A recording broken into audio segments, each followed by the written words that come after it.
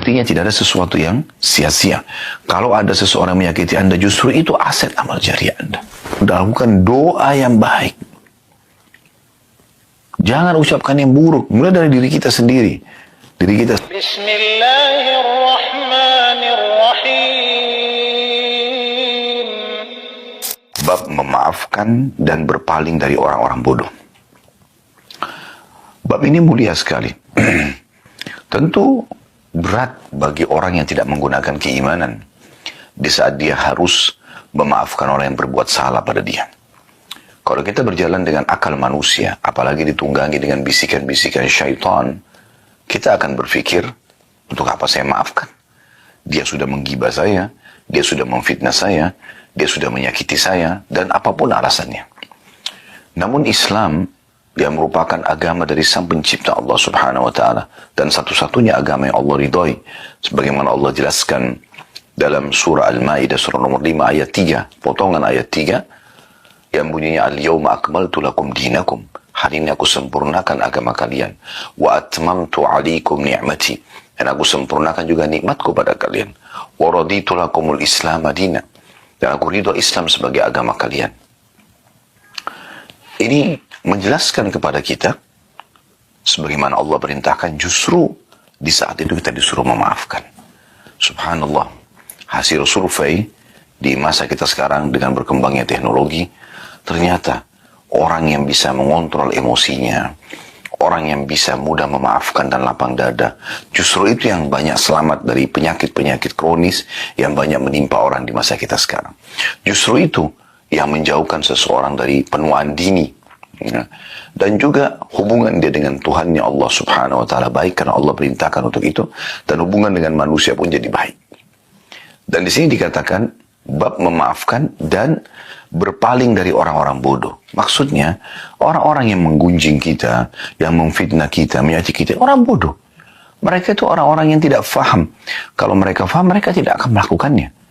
Mereka justru sangat bodoh karena mengikuti hawa nafsunya, yang nanti akhirnya Allah akan murka dengan dia sebagai pencipta, karena Allah larang orang untuk melakukan perbuatan-perbuatan tersebut, menggunjing, memfitnah, menyakiti orang lain, dan segala macam jenis-jenisnya, atau jenis-jenis yang serupa dengan itu dari pelanggaran, kayak memukul, mencaci, mencerca, dan seterusnya.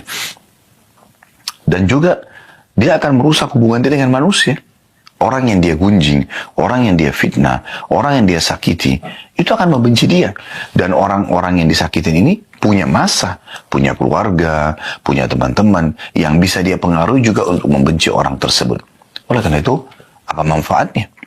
Nabi SAW mengajarkan kepada kita banyak contoh dalam kehidupan beliau SAW. Beliau sangat jauh dari emosional, dendam, ya. Kemudian juga putus asa, ya, yang biasanya muncul justru karena permasalahan-permasalahan seperti ini. Jadi seperti orang karena disakitin maka dendam, balas dendam, balaslah kebodohan dengan kebodohan. Nabi SAW tidak pernah lakukan itu. Wahsy saja yang sudah jelas membunuh pamannya di perang Uhud, masuk Islam, membebaskan kota Mekah, Nabi SAW menerimanya. Abdullah bin Abi Syarah, sepupunya Utsman bin Affan yang masuk Islam, kemudian dia menjadi penulis wahyu Nabi, lalu kemudian dia murtad dan dia mengiklankan kemurtadannya di Mekah, dan dia mengatakan semua yang saya tulis dari ayat-ayat Al-Quran yang Muhammad suruh itu saya palsukan. Lalu Nabi SAW mengatakan, sungguh dia telah berdusta, dia tidak mengarang-arangnya karena wahyu menyampaikan itu benar, dia hanya ingin mengacaukan saja. Namun pembebasan kota Mekah juga masuk Islam. Hindun yang sangat membenci Islam, pembebasan kota Mekah juga masuk Islam dan diterima oleh Nabi SAW. Ada orang Badui pernah datang, menarik dengan keras imamah dan baju Nabi SAW sambil berkata kasar, berikanlah harta Allah yang dipercayakan kepadamu untukku. Nabi SAW sambut dengan senyum.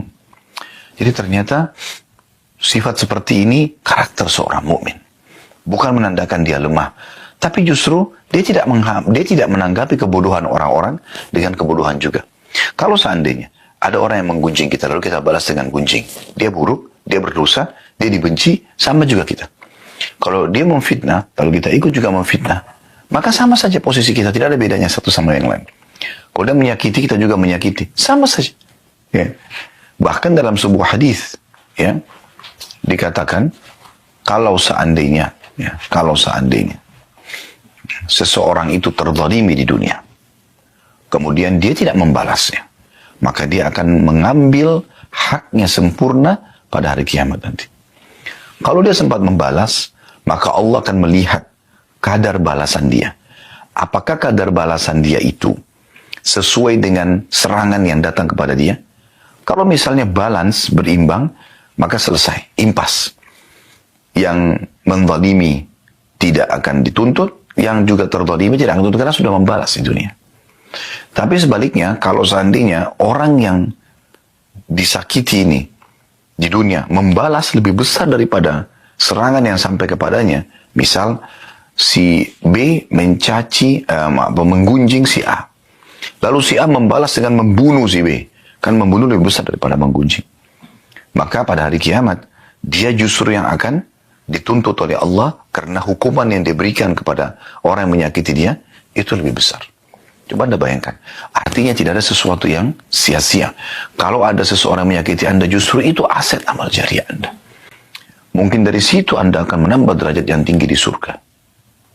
Ini judul babnya, bab yang mulia, bab memaafkan dan berpaling dari orang-orang bodoh. Kita coba dengarkan teman-teman sekalian dalil-dalil yang diangkat oleh Imam Nawawi rahimahullah. Dimulai dari surah Al-A'raf ayat 199 beliau angkat, yang berbunyi firman Allah Subhanahu wa taala, "Khudhil afwa wa'mur bil 'urfi wa'arid 'anil jahilin." Ini sesuai dengan judul ya. Artinya, jadilah pemaaf wahai Muhammad dan suruh umatmu juga. Dan suruhlah orang mengerjakan yang baik atau ma'ruf, serta berpalinglah dari orang-orang bodoh. Nah, ini 3 pesan ilahi dalam ayat ini. Surah Al-A'raf 199. Perhatikan pesan Allah, khudil afwa. Jadilah selalu pemaaf. Tenangkan diri Anda. Anggap itu angin lalu. Memaafkan antara kita dengan Tuhan Allah Subhanahu wa ta'ala. Dan Allah ingin kita seperti itu. Kita akan awet muda. Kita akan jauh dari penyakit-penyakit kronis. Kita dapat pahala. Dan juga kita bisa meraih hati orang-orang justru yang menyakiti kita. Mungkin dia menjadi penyebab hidayahnya. Disuruh dalam ayat ini, atau Allah SWT menyuruh Nabi Muhammad SAW, dan sekaligus untuk orang-orang beriman. Khudil afu. Jadilah pemaaf itu. Pesan yang kedua. Wa'mur bil 'urfi. Perintahkan orang untuk berbuat kebaikan. Ingatkan baik-baik. Yang kamu lakukan ini salah loh. Jangan. Allah marah. Allah larang. Islam melarang. Nanti akhirnya orang-orang akan menjauh dari kamu. Walaupun dia emosional. Kita dengan tenang. Wa'mur bil 'urf. Perintahkan kebaikan-kebaikan. Kalau orang berbuat jahat sama kita, motivasi dia untuk sadar. Yang ketiga pesannya, wa'arid 'anil jahilin. Jauhi orang-orang yang bodoh, berpaling saja. Kalau sudah dinasihatin, kita nggak balas, tetap aja dia sibuk mencari kesalahan kita. Udah arid, tinggalkan saja. Tak usah ya tanggapin. Ada orang di zaman kita sekarang, subhanallah, sibuk. Dia diserang di media, dia balas juga di media. Akhirnya, dua-duanya buruk. Coba Anda ambil resep sederhana. Jangan ditanggapin. Tidak usah ditanggapin. Anda punya akun media, Anda tinggal berikan gambaran kalau Anda tidak seperti itu. Selesai. Kalau Anda pun benar apa yang mereka ucapkan, kesempatan itu teguran. Anda jadikan bahan untuk Anda taubat kepada Allah SWT. Anda perbaiki, taubat kepada Allah, selesai. Kata Nabi SAW, at-taubatu jubbu ma qablaha. Taubat akan menghapuskan semua kesalahan yang lalu, termasuk bekas-bekasnya.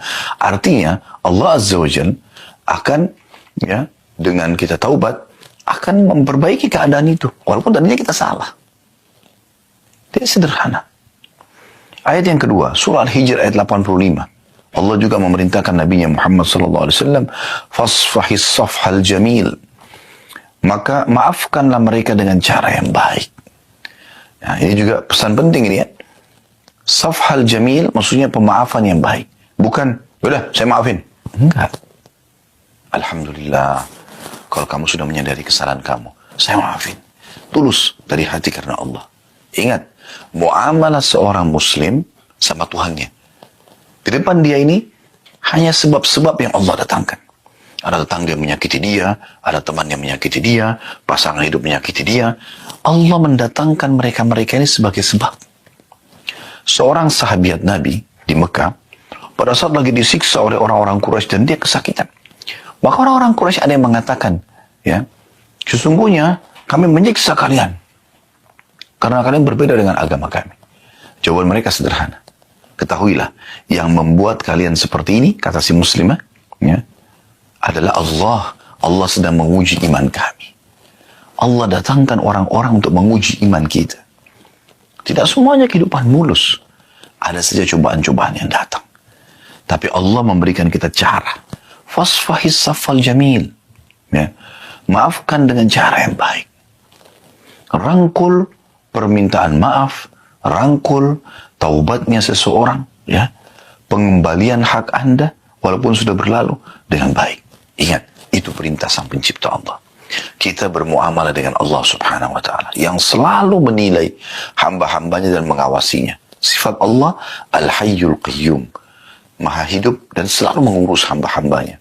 Raqib, sangat mengawasi dan teliti. Allah itu teliti sekali. Jangan khawatir atas balasan Allah Subhanahu wa ta'ala. Saya pernah menyampaikan kisah bagaimana Abdullah bin Abbas radhiyallahu anhu. Beliau pernah satu waktu menggunakan jubah baru lalu dicaci maki oleh seseorang tanpa sebab.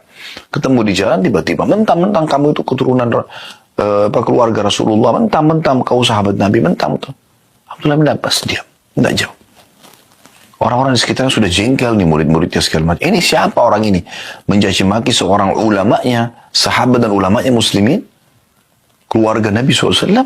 Ini nggak masuk akal. Tapi karena Abdullah bin Abbas diam, mereka juga diam. Setelah selesai, karena orang itu nggak ditanggapin, maka habis kosakata dia. Kapan pertengkaran dan keributan akan terus berlanjut kalau Anda tanggapin, kan? Karena walaupun Anda benar, Anda juga jadi berubah sikap. Tutur kata Anda tadinya benar, Anda jadi salah. Mata Anda tadinya syahdu menjadi melotot, tangan Anda jadi melayang, kaki Anda jadi melayang, hati Anda jadi panas, kan banyak efek-efek yang tidak baik. Abdullah bin Abbas dengan tenang lalu mengatakan, apa kau sudah selesai? Orang itu mengatakan iya. Abdullah bin Abbas radhiyallahu anhu mengetahui orang ini sebenarnya cemburu dengan jubahnya. Maka dia buka jubahnya lalu dia mengatakan, ambillah ini hadiah dari kami. Lalu dia bilang kepada murid-muridnya, beritahukan alamat kami kepada orang ini, mungkin dia butuh bantuan yang bisa kita bantu. Akhirnya orang itu sadar akan kesalahannya dan kemudian menjadi muridnya. Begitu luar biasanya. Anda masih ingat kasus seorang Arab Badui yang kencing di masjid? Bagaimana Nabi SAW tanggapi? Orang datang ke masjid, buka celana, lalu kencing. Ini bahasa begitu. Tiba di masjid, kencing. Dia udah kencing. Ya. Maka hampir semua sahabat berdiri ingin menghajar orang ini. Ingin menghukumnya. Nabi SAW memberikan isyarat agar mereka tenang. Ya. Kemudian, beliau cuma mengatakan, ambilkanlah satu bejana air. Kemudian tuangkan di tempat dia kencing. Artinya kan dia sudah kencing orang itu. Kemudian dalam riwayat lain kata Nabi SAW sambil mendekati orang tersebut, sungguhnya ini adalah rumah Allah. Tidak layak untuk perbuatan seperti ini. Apa kata orang tersebut? Ya Allah, rahmatilah aku. Dan Muhammad, dan jangan rahmati selain kami. Karena sentuhan yang luar biasa. Memang begitu, seorang muslim menjadi seorang marketing. Produk yang kita tawarkan Islam. Produk yang kita tawarkan Islam. Kita sedang menawarkan Islam kepada orang lain. Menunjukkan bagaimana Islam itu secara akhlak, secara adab, ya, secara keyakinan atau akidah, hukum-hukum fikih yang diterapkan. Kita tunjukkan kepada mereka sehingga mereka bisa mendapatkan hidayah. Itu target kita. Islam tidak pernah mengajarkan pengikutnya, oh ini kafir, benci dia. Enggak, dakwahi dia. Lalu apa kata Allah dalam Al-Quran? Ud'u ila sabil rabbika bil hikmah. Dakwalah kamu. Yang didakwai siapa? Orang yang masih bodoh kan? Orang yang masih salah kan? Orang yang melakukan pelanggaran kan? Allah mengatakan, berdakwalah hai Muhammad, ya, di jalan Tuhanmu. Bil hikmah, dengan bijaksana, dengan santun dan sopan. Ya. Wal mau'izatil hasanah, dan peringatan-peringatan yang baik. Sebelum Anda berikan ancaman orang kalau tinggalkan sholat akan dihukum begini dan begitu, Anda sampaikan dulu motivasi orang yang mengerjakan sholat. Dapat apa sih? Motivasi agar orang itu kalau jujur mendapatkan apa? Motivasi orang yang bersedekah dapat apa? Orang haji dan umrah dapat apa? Jangan langsung masuk ke ancaman. Targib dulu. Tarik orang untuk bisa masuk mendengarkan dan menerima agama ini. Baru kemudian Anda ya masuk dalam tarhib, ancaman kalau orang itu sudah tidak mau dengar. Sudah begitu perintah. Ya. Jadi Allah subhanahu wa ta'ala memerintahkan kita agar seperti itu, berbuat baik. Mendakwahi mereka. Lalu Allah mengatakan, wajadilhum billati hiya ahsan. Dan kalaupun kau berdebat dengan cara yang baik. Tetap baik. Bukan cuma itu teman-teman sekalian, kita disuruh berbuat baik di kancah peperangan, di kancah jihad. Musuh sudah keluar dengan senjata. Kata Nabi SAW, kalau kalian harus membunuh-bunuhlah dengan cara yang santun. Bagaimana bunuh santun? Orang main tebas leher, orang main potong, tusuk badan. Tapi maksudnya adalah kalau harus membunuh-bunuh, setelah itu tidak ada mutilasi. Kata Nabi SAW, jangan membakar. Karena yang boleh membakar hanya pemilik api itu. Allah Azza wa Jalla. Gak boleh. Gitu kan? Begitu luar biasa. Dan kata Nabi SAW, dan juga kalau kalian sembelih-sembelihlah dengan cara yang baik. Tajamkan pisau kalian. Buatlah tenang hewan sembelihan kalian. Hewan. Bentar lagi juga dipotong, dimakan dagingnya. Tapi disuruh berbuat baik. Pernah ada seorang sahabat mau menyembelih dombanya, ditidurkan di tanah. Lalu kemudian perutnya diinjak domba itu. Lalu dia asap pisaunya sambil domba itu melihatnya. Kata Nabi SAW, apa kau ingin membunuhnya 2 kali? Kenapa kau nggak lakukan sebelumnya? Kenapa tidak asap pisau di tempat lain? Jangan perlihatkan kepada dia. Efek-efeknya banyak. Karena dia stres, hewan itu bisa berontak dan lari, atau melawan, atau bahkan bisa membuat dagingnya jadi keras. Itu efek. Ya. Beda sekali dengan hewan sembelihan yang kita buat tenang. Nah, itu contoh. Pada hewan pun seperti itu. Umar bin Khattab radhiyallahu anhu pernah dikirim surat oleh Amr bin As dari Mesir. Pada saat Mesir sudah ditaklukkan, ada jalur air yang ingin dibuat oleh Amr bin As dari Sungai Nil menuju ke masyarakat Mesir, supaya masyarakat Kairo tepatnya, supaya air lebih gampang mereka raih daripada mereka harus menuju ke Sungai Nil. Maka beliau nyurat kepada Umar bin Khattab minta izin. Apa jawaban Umar radhiyallahu anhu? Saya khawatir, hai Amr, engkau akan membebankan tanah di atas kemampuannya. Tanah aja disayang. Tanah. Tapi dia, subhanallah, dengan keimanannya memahami masalah itu. Perhatikan bagaimana luar biasanya. Kemudian dari yang ketiga, surah An-Nur, ayat 22 diangkat oleh Imam Nawawi rahimahullah. Bunyinya, wal ya'fu wal yasfahu ala tuhibbuna ayyakfirallahu lakum. Dan hendaklah mereka memaafkan dan berlapang dada. Apakah kalian tidak suka bahwa Allah mengampuni kalian? Ayat ini, surah An-Nur ayat 22 turun kepada Abu Bakar radhiyallahu anhu. Anda mungkin sudah pernah dengar kisah kami sampaikan ya. Kisahnya unik sekali, kisah ifk. Kisah tuduhan zina, fitnah zina Aisyah dengan Safwan radhiyallahu anhu. Padahal mereka berdua lepas dari masalah hal tersebut. Salah satu yang menyebarkan isu gosip tersebut adalah sepupu Abu Bakar atau sepupu Aisyah. Yang dia selama ini dibiayai hidupnya oleh Abu Bakar. Setelah Abu Bakar tahu, Abu Bakar boikot orang itu. Manusiawi. Masa orang ini dibiayai hidupnya, masih keluarga lagi, masih sepupu. Lalu dia menyebarin gosip fitnah itu. Ya. Ada yang mengatakan namanya Musri bin Abi Musri, mengatakan kalau salah Marthad bin Abi Marthad ya. Salah satunya seingat saya. Karena ada 3 orang yang waktu itu kena cambuk, dia sebagai sepupunya Abu Bakar atau sepupunya Aisyah, ya, salah satunya. Kemudian yang kedua Hamna binti Jahash, ini adalah iparnya Nabi SAW, ya, saudaranya Zainab binti Jahash. Dan yang ketiga penyairnya Nabi Hasan bin Thabit radhiyallahu anhu majma'in. Mereka juga ikut sebarin gosip tersebut gitu. Tapi pada saat itu Abu Bakar akhirnya mengambil satu keputusan. Ini orang nggak tahu diri, udah dibantu, ya, masih kerabat, ngapain sebarin gosip tanpa memastikan? Akhirnya Abu Bakar memboikot. Mulai sekarang tidak ada bantuan lagi buat kamu. Apa yang terjadi? Allah subhanahu wa ta'ala turunkan surah An-Nur ayat 22. Ya, kalau dari awal ayat tentunya, dan janganlah orang-orang yang Allah berikan kelebihan harta kepada mereka mengatakan kepada sana kerabatnya. Ya. Kalau ya, mereka tidak akan dimaafkan. Kita bisa lihat surah An-Nur ya. Saya coba buka ayat lengkapnya. Surah nomor 24. Allah berfirman, Anda bisa buka surah An-Nur surah nomor 24 ayat 22. Wala ya'tali ulul fadli minkum was-sa'ati an yu'tu ulil qurba wal masakin wal muhajirin fi sabilillah wal ya'fu wal yasfahu ala tuhibbuna yaghfirallahu lakum wallahu ghafurur rahim. Dan janganlah orang-orang yang mempunyai kelebihan dan kelapangan di antara kamu bersumpah, karena Abu Bakar bersumpah mengatakan demi Allah saya tidak akan bantu kamu lagi. Ya, kepada sepupunya ya. bahwa mereka tidak akan memberi bantuan kepada kaum kerabatnya, karena orang ini masih kerabatnya, orang-orang yang miskin dan orang-orang yang hijrah pada jalan Allah.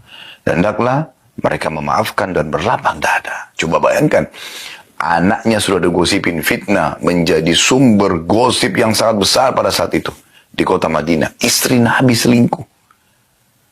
Abu Bakar sangat terpukul. Yang sebarin sepupunya. Bersumpah sama Abu Bakar, saya tidak akan bantu kamu lagi demi Allah.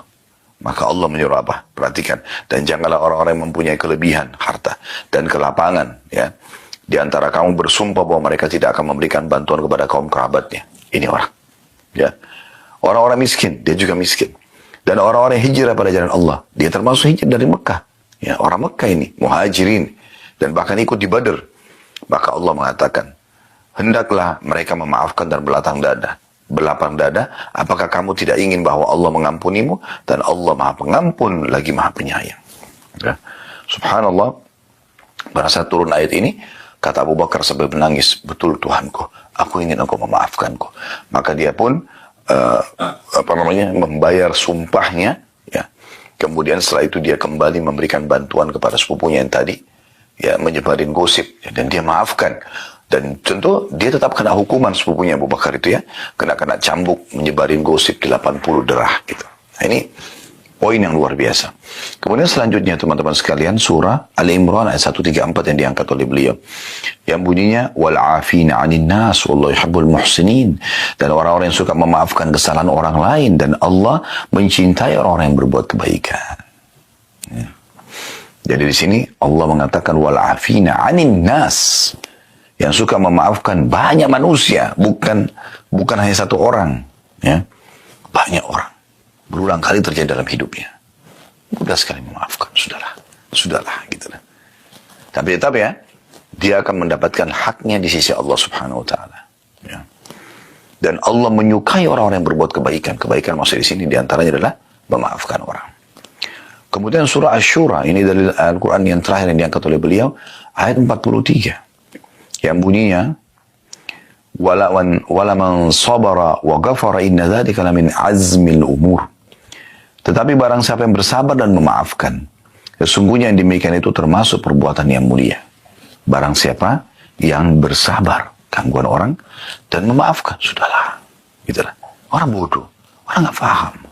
Gitu. Ya. Maka sesungguhnya, ya, itu termasuk perbuatan yang mulia. Lalu kata Imam Nawawi rahimahullah di sini, dan ayat-ayat dalam bab ini cukup banyak dan dikenal. Kita akan masuk ke hadis pertama, saudaraku seiman, dalam bab ini, bab 75, bab memaafkan dan berpaling dari orang-orang bodoh, hadis nomor 648 dari awal belajar. Betul, alhamdulillah kita sudah mempelajari 648 hadis, bahkan lebih daripada itu, karena terkadang dalam satu urut nomor seperti ini ada beberapa hadis atau beberapa riwayat. Hadis ini berbunyi dari Aisyah radhiyallahu anha. Beliau berkata kepada Nabi SAW, "Hal ata 'alaika yawmun kana ashadda min yawmi Uhud?" Qala laqad lakitu min qaumiki wa kana ashaddu ma lakitu minhum yawm al-'aqabah. إذ عرضت نفسي على ابن يليل ابن عبدي يليل ابن عبدي كلال."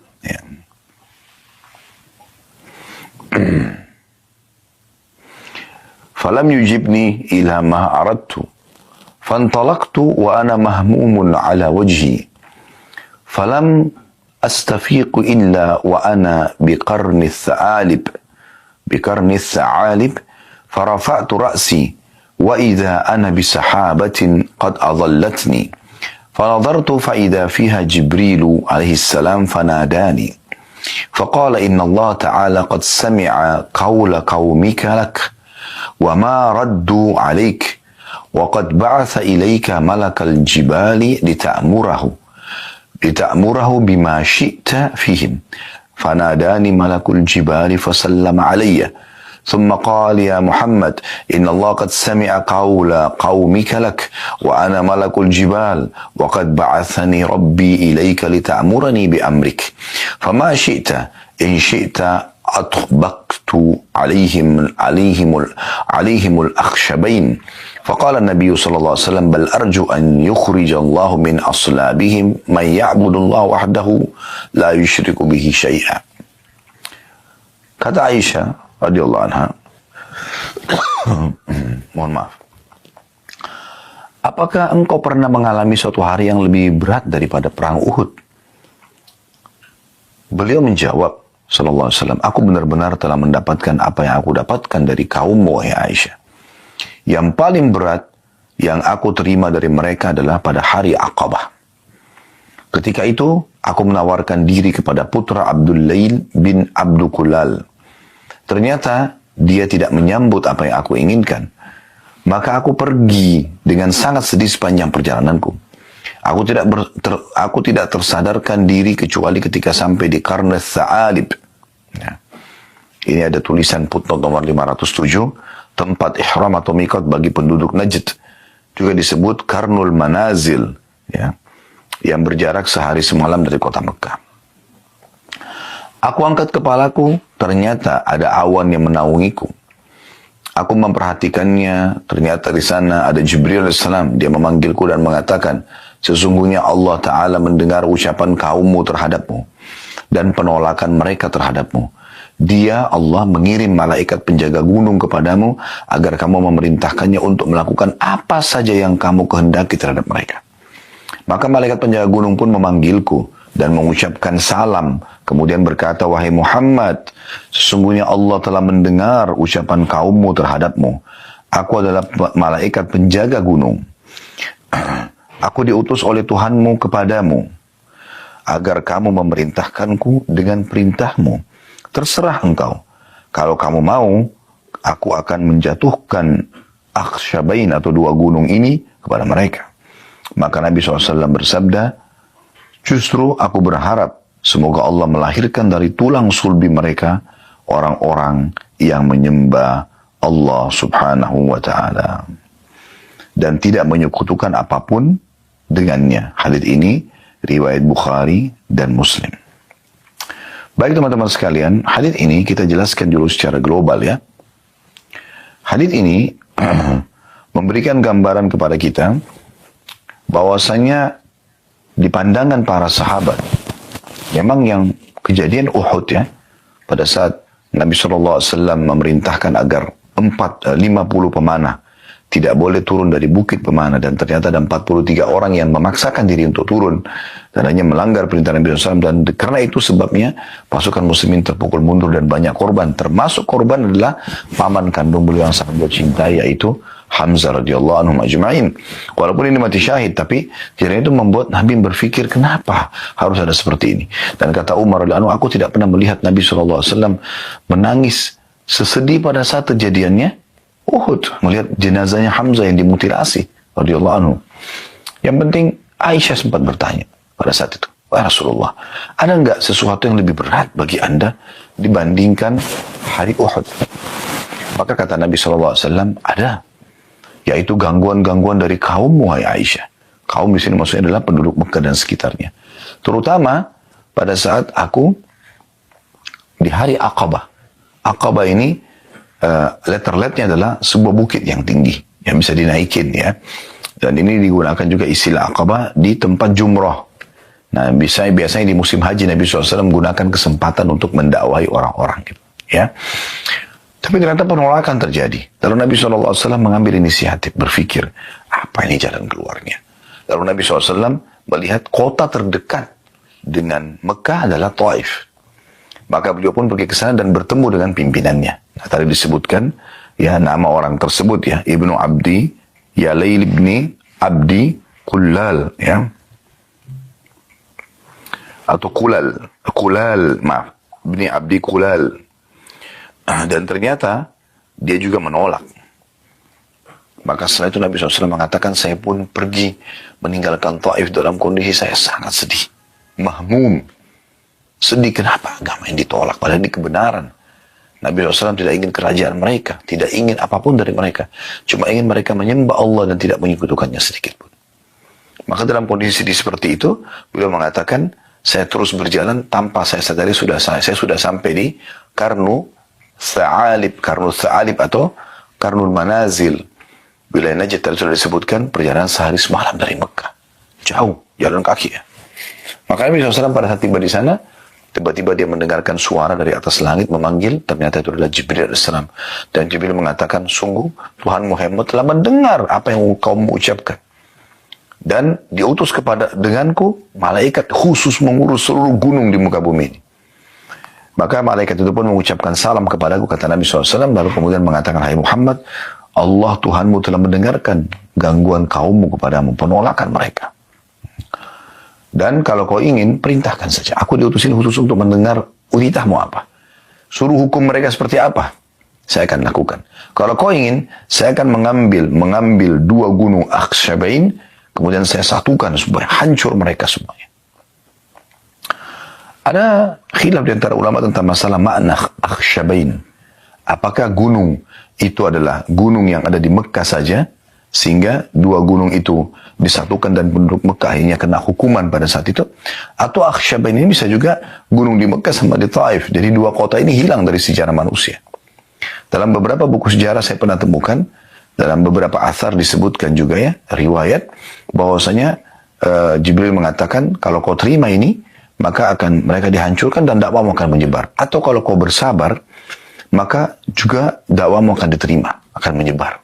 Maka Nabi SAW mengucapkan kata-kata yang tadi sudah kita sebutkan dalam akhir riwayat ini, sesungguhnya aku akan bersabar. Dan aku berharap dari tulang sulbi mereka nanti, maksudnya keturunan mereka, keluar orang yang beriman kepada Allah dan tidak melakukan kesyirikan. Dan subhanallah, doa Nabi SAW ini mustajab. Ya, harapan beliau mustajab. Keluar dari kota Taif, seorang perawi hadis yang paling banyak menyampaikan hadis dari kalangan laki-laki, Abdurrahman ibn Sakhr radhiyallahu anhu, atau julukannya Abu Hurairah atau Abu Hir. Dan keluar dari penduduk Mekah, dari As bin Wa'il, ada Amr bin As. As bin Wa'il orang yang sangat benci Islam, tapi Amr bin As masuk Islam. Keluar dari Abu Jahal, ada Ikrimah bin Abi Jahal, masuk Islam. Abu Jahal Fir'aunnya umat ini, tapi anaknya masuk Islam.